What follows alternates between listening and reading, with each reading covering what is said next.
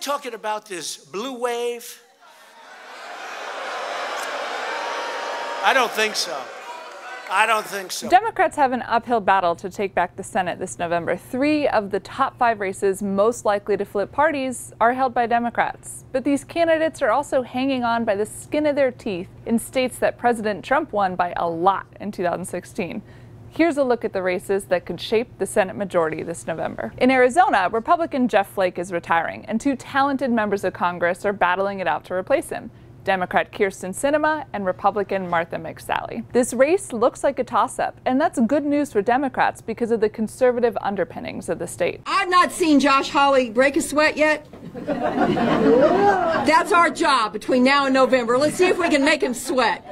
Democrat Claire McCaskill's re-election in Missouri is one of the toughest and hardest fought Senate races on the map. That's because Trump won Missouri by 20 points in 2016, and some Republicans think McCaskill is just too liberal for the state. But she's a really skilled politician, facing an arguably less skilled one in Attorney General Josh Hawley. I voted against every bad trade deal that hurts Hoosiers, and Mike Braun has used those same trade deals to outsource Hoosier jobs to China.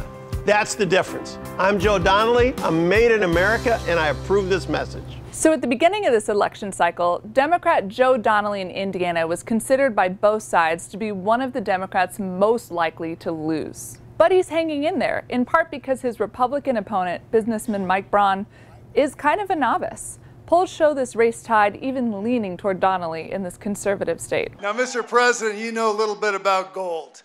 In fact, I think everything you touch turns to gold.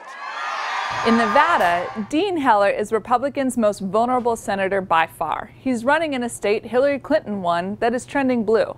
But Heller has won tough races before, and several recent polls show him leading his Democratic opponent, Congresswoman Jackie Rosen. Democrat Heidi Heitkamp is well liked in North Dakota, but the demographics of the state may be too challenging for her to overcome. President Trump won it by 36 points in 2016. Even before she voted against Brett Kavanaugh to be on the Supreme Court, polls were already trending toward her Republican opponent, Kevin Cramer. All of these races are really tight, and Democrats need to sweep all of them to have a chance to take back the Senate majority. But they're still in the game.